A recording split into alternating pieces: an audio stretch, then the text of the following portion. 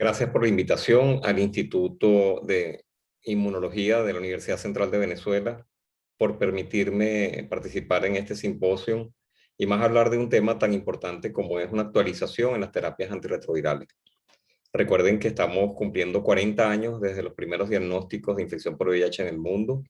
Son 40 años de mucha angustia, de desesperación en los inicios, pero que las cosas han venido cambiando en el transcurso de los años, gracias a que se ha hecho mucha investigación, han aparecido nuevos medicamentos que han transformado una enfermedad de ser mortal a una enfermedad crónica controlable. Incluso en la prevención tenemos grandes novedades, como pueden ser las nuevas estrategias para la prevención basada en terapias antirretrovirales y adicionalmente el tema de vacunas, que también está siendo, digamos, tocado en este simposio. Vamos a hablar un poco de lo que es esta actualización y les vamos a hablar un poquitico, vamos a recordar un poco los diferentes pasos donde actúan estos fármacos, y eso es a nivel de la replicación viral. La primera parte, que es los inhibidores de la fusión o inhibidores de la entrada, después actuando sobre las diferentes enzimas que participan en el ciclo replicativo viral, como es el caso de la transcriptasa reversa, donde tenemos los inhibidores análogos no nucleósidos y nucleósidos, después los inhibidores de la integrasa, los inhibidores de la proteasa, los inhibidores de la maduración. Cada vez que se logra interferir cualquiera de estos, digamos, estos pasos, pues logramos que el virus no se reproduzca y logremos el fin, digamos, que siempre todos buscamos, que es la supresión viral, mantener a los pacientes indetectables. No solamente que con esto logramos que tengan larga vida y calidad de vida, sino que también no transmitan virus, que logren estar indetectables para que no puedan transmitir a otras personas, con un impacto epidemiológico sumamente importante. Aquí tenemos una línea de tiempo de lo que son las terapias antirretrovirales. Como dije, hace 40 años empezamos con los diagnósticos. Ya para el 1983 hay una tipificación y un conocimiento más profundo de lo que es el virus. En el 87 se empezaron a utilizar medicamentos antirretrovirales. El primero en aparecer fue la Z-teobracidudina. Tenía un cierto grado de actividad corta y después otra vez los pacientes recaían con una toxicidad bastante considerable. Y después empezaron a generarse cada día más medicamentos, y ya para los años 96 se estaba planteando el uso de los famosos cócteles, que eran combinaciones de 3 drogas, en donde había un brazo fuerte, en donde normalmente lo que teníamos eran inhibidores análogos no nucleósidos de la transcriptasa o inhibidores de la proteasa, asociado a lo que llamaban el brazo débil, que eran 2 análogos nucleósidos de la transcriptasa reversa. Posteriormente, ya para el año 2000, los inhibidores de la proteasa se potenciaban llámese con ritonavir y posteriormente con cobicistat. Esto hacía que se lograban tener niveles mucho más altos, mayor actividad y en ocasiones un poco menos de efectos adversos, y también permitía que las dosificaciones pudieran ser un poco más espaciadas, por lo tanto el número de tomas podían disminuir. Ya 6 años después, para el 2006, tenemos la aparición de las nuevas coformulaciones, que eran las pastillas únicas, en donde se combinaban 3 drogas dentro de una sola tableta, y eso marcó un hito de lo que era la terapia antirretroviral, porque si hay algo que tiene una enfermedad crónica es que el paciente se adhiera o que se apegue al tratamiento. Con el hecho de tomar solamente una tableta al día, eso tuvo un impacto sumamente positivo, y eso hizo que las personas de alguna manera se tomaran con mayor tranquilidad los tratamientos. Ya para el 2014 empiezan a aparecer los inhibidores de la integrasa, estos medicamentos con una acción muy buena, muy potentes, pocos efectos adversos, una sola toma al día, pues resultaron unos medicamentos, digamos, o unas drogas estupendas, que no solamente se sirven o se servían para, como tratamiento de primera elección, sino también para poder migrar a los pacientes desde esquemas un poco más complejos y más tóxicos a unos esquemas más fáciles de tomar y evidentemente menos tóxicos. Ya para el 2018 empieza una nueva forma de tratar a las personas. Desgraciadamente todavía no tenemos acceso a ese tipo de medicamentos, que son las antirretrovirales de forma, los inyectables, que es como los llaman a nivel mundial. Son nuevos medicamentos que tienen presentaciones por vía parenteral, que tienen vidas medias muy largas y se pueden aplicar, dependiendo del medicamento, como veremos más adelante, en periodos de 1 o 2 meses o hasta más. Mucho está ya, digamos, en las terapias de rutina, Y el tiempo nos dirá realmente cuál es la efectividad, pero pareciera que esto tiene luce muy bien para el futuro. Aquí les muestro un esquema o una tabla en donde vemos ya los tratamientos de una sola tableta. Empezamos con el ya conocido Atripla, que en el caso de Venezuela tenemos el Viraday, donde la combinación del brazo débil era un tricitabina más tenofovir acompañado de Favirenz. Después aparece el Biplera, que en Venezuela se llamaba Complera, que lo que tenía en vez de Favirenz era rilpivirina. Después aparece con el Vitegravir y Covicistat. Y por último tenemos otras formas de presentación de una sola tableta, como era el Triumec, que tenía el dolutegravir con 3TC y abacavir, o el Gemboya, que tenía el Vitegravir con Covicistat, que tiene, pues esos medicamentos todavía están vigentes, o el ODFDI, que tiene la rilpivirina, e incluso combinaciones de una sola tableta que contienen inhibidores de la proteasa, como es el caso de la darunavir con el Covicistat, que eso apareció entre el 2017 y el 2018. Como verán, hay formas, o se han generado formas mucho más fáciles de tolerar. Con respecto a los inhibidores de la integrasa, el último en utilizarse de forma, digamos, un poco más masiva en algunos de los países del mundo, es un medicamento bastante costoso, son formas que tienen dentro de los inhibidores de integrasa el Bictegravir, como es el caso, su nombre comercial es el Biktarvy. Por otro lado, después aparece el Juluca, que es una combinación de dos drogas, que es dolutegravir más rilpivirina, y después otras combinaciones en donde se utiliza doravirina, junto con el brazo convencional, que es tenofovir más 3TC. Doravirina es un nuevo inhibidor análogo no nucleósido de la transcriptasa reversa, tiene tiene mucho menos efectos adversos que sus predecesores, como es el caso de Favirenz y rilpivirina, y tiene una barrera genética un poco mejor que el anterior, que es otro medicamento que también de alguna manera tiene cabida dentro de lo que son las terapias antirretrovirales.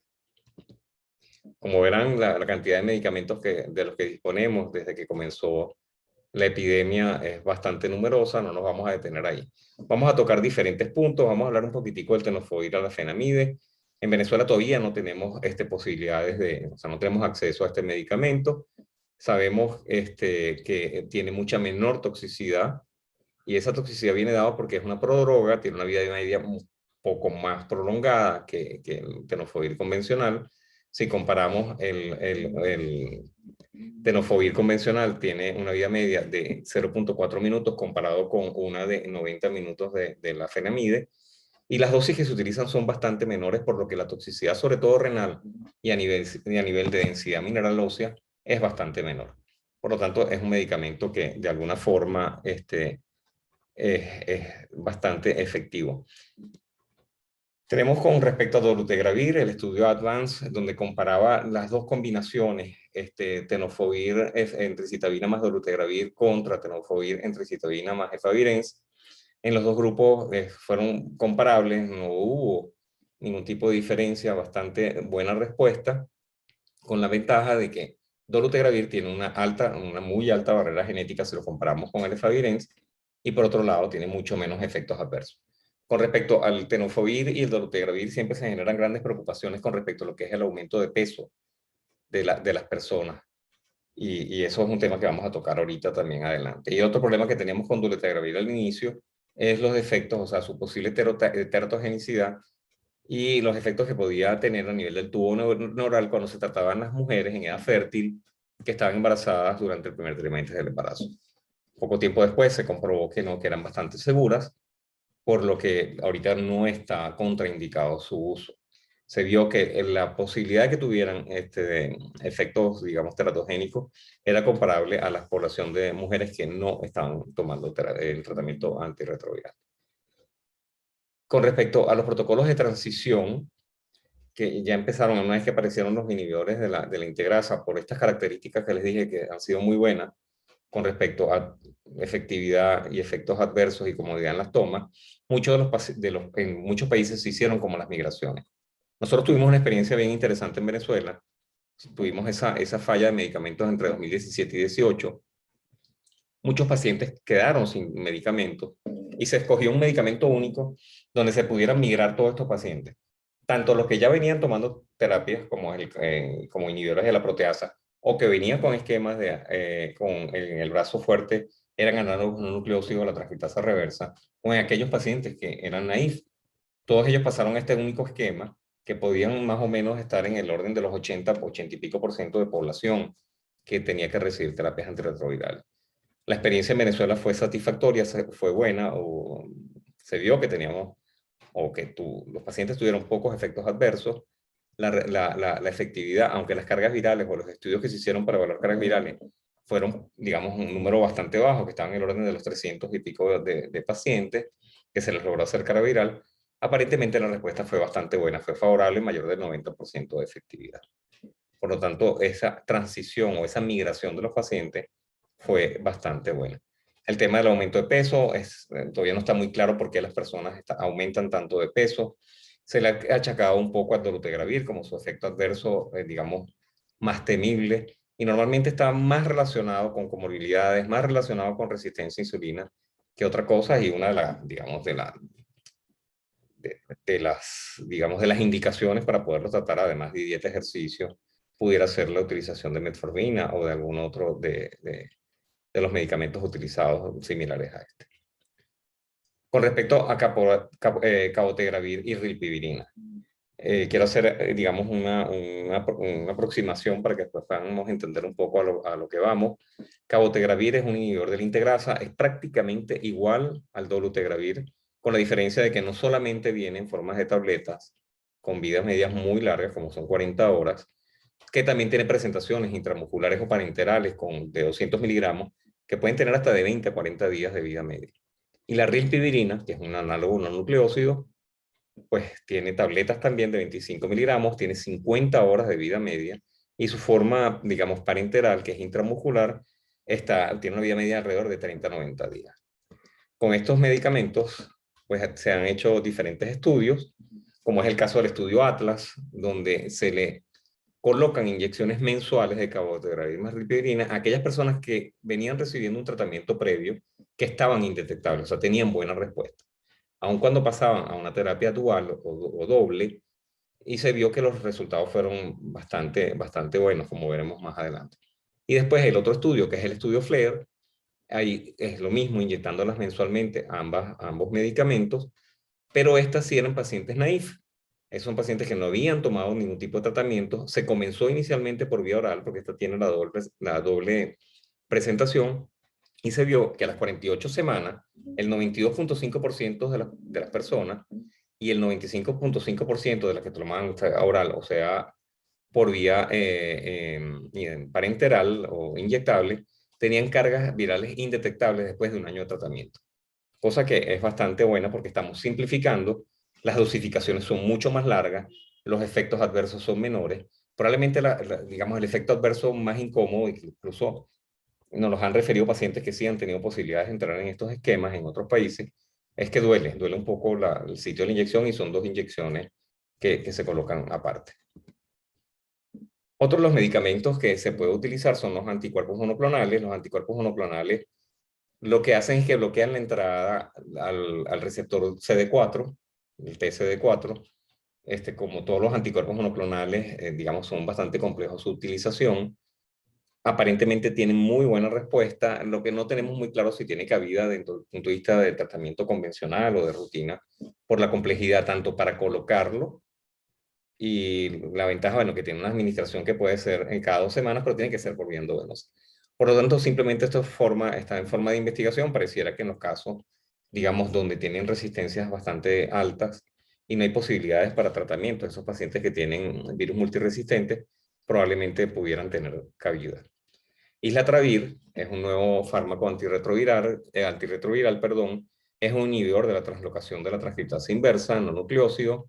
Se presentó la primera vez en el CROI desde el 2018 y tiene diferentes estudios, como es el caso del Drive Simplify. Aparentemente es muy prometedor, no solamente como terapia antirretroviral, sino también en PrEP. De hecho, el PrEP se puede utilizar también como formas de dispositivos subcutáneos digamos, que pueden ser de muy fácil colocación, y aparentemente con muy buena efectividad para el caso de PrEP. La administración de este medicamento se puede hacer incluso semanalmente. Ahorita fíjese que hemos venido hablando de trabajar con 3 drogas, ya pasamos a biterapia. Y esa biterapia puede ser utilizada para simplificar a esos pacientes, como es los 2 estudios que presentamos antes, de venir bien con 3 drogas, con estar de alguna manera indetectable, y una forma de simplificarlos con diferentes esquemas. Vamos a presentarle ahorita algún otro de ellos. Y con las ventajas que son reducir la toxicidad, las interacciones con otros medicamentos, reducir costos, preservar antirretrovirales para futuro y de alguna manera disminuir la exposición a antirretrovirales a largo plazo. Lo que sí tienen que tener claro es que las monoterapias están proscritas. La monoterapia no tiene ninguna indicación en ningún momento. Y en pacientes naïf se está haciendo una experiencia bien interesante y pareciera que también pudiera funcionar. Las combinaciones de 2 drogas, tenemos diferentes ensayos en pacientes naïf. Está el estudio Andes, donde tienen con inhibidores de la proteasa, que es el darunavir, ritonavir más 3-TC. El estudio Gemini, donde tienen dolutegravir y 3-TC. Y ambos pareciera que tuvieran una buena respuesta. En los estudios Switch, donde se utiliza para ese switcheo o ese cambio, inhibidores de la proteasa también, más 3-TC o dolutegravir 3-TC, o en el estudio SWORD, donde se utiliza el dolutegravir más ripivirina, o dolutegravir más doravirina con covicistat. Perdón.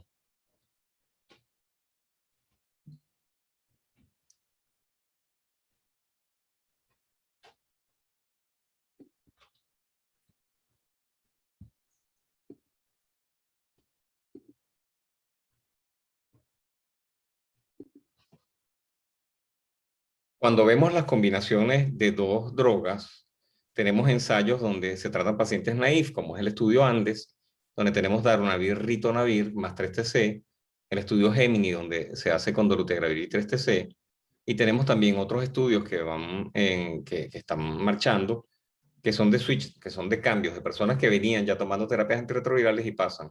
Y hay uno que, bueno, que tienen, donde está con hiperreforzados, con más 3-TC o con dolutegravir y 3-TC.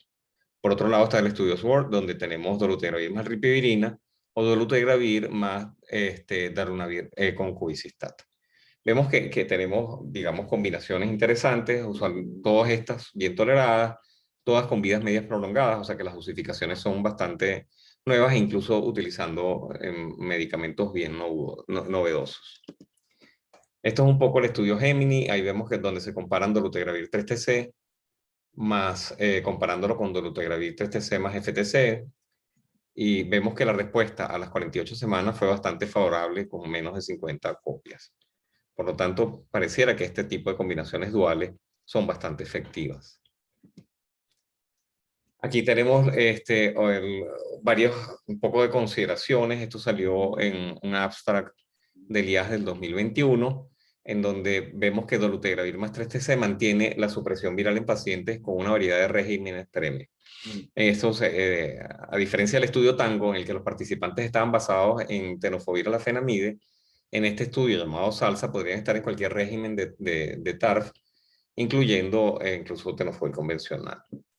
Y lo importante es que en todos estos estudios el paciente tiene que venir bien. O sea, no tiene que tener ningún tipo de falla o algún destello de que pudiera tener algún tipo de resistencia viral. Estos resultados demuestran que el dolutegravir más 3-TC es una estrategia virológicamente segura en este tipo de poblaciones. Luego hay un estudio en curso que se llama Paso Doble, que va a investigar o que está investigando si la terapia de mantenimiento con dolutegravir 3-TC es buena en aquellos pacientes que venían con Bictegravir, con entricitabina y tenofovir. Y a ver si con el objetivo es disminuir toxicidad metabólica, y es con la finalidad el hecho de quitar el tenofovir a la fenamide, ver si tienen menos resultados de tipo metabólico, como es de óseo o envejecimiento precoz. Lenacapavir, como inyección subcutánea, es un nuevo medicamento, tiene una gran ventaja que se coloca cada 6 meses. Se utilizó en pacientes sin tratamiento, o sea, pacientes naïf, con una alta tasa de supresión viral. En este caso se comparó la utilización de lenacapavir con FTC y tenofovir alafenamide, y se vio que la supresión, y comparado con Bictegravir más FTC más tenofovir, Este brazo fue un 100%, el brazo con el lenacapavir fue del 90%, y eso genera un poco de preocupación. Y bueno, probablemente la barrera genética de este medicamento no sea tan alta o tan buena, pero el solo hecho de que se pueda utilizar cada 6 meses, pues de alguna manera, pues podría ser algo interesante, o es definitivamente algo muy interesante. Ok, un poco ya para concluir, tenemos que nos depara en el futuro. Lo que más importa son estas nuevas formulaciones donde tenemos largas acciones largas, vidas medias muy largas, por lo que vamos a facilitar los tiempos de dosificación. El uso de los inyectables, que definitivamente va a marcar una diferencia importante, como es el caso del cabotegravir y la rilpivirina. La utilización de estos nuevos medicamentos como es doravirina, estos nuevos medicamentos como es el islatravir y el nuevo medicamento que es el lenacapavir. Todos estos son, digamos, avances importantes en lo que son las terapias antirretrovirales, y ni hablar de las vacunas, que no voy a tocar este tema porque ya lo están tocando en algunas otras partes de este simposio, y vemos que, pues, de alguna manera tenemos buenas noticias para un futuro no muy lejano. Bueno, muchísimas gracias por su atención y espero, bueno, que sea de provecho esta charla. Gracias.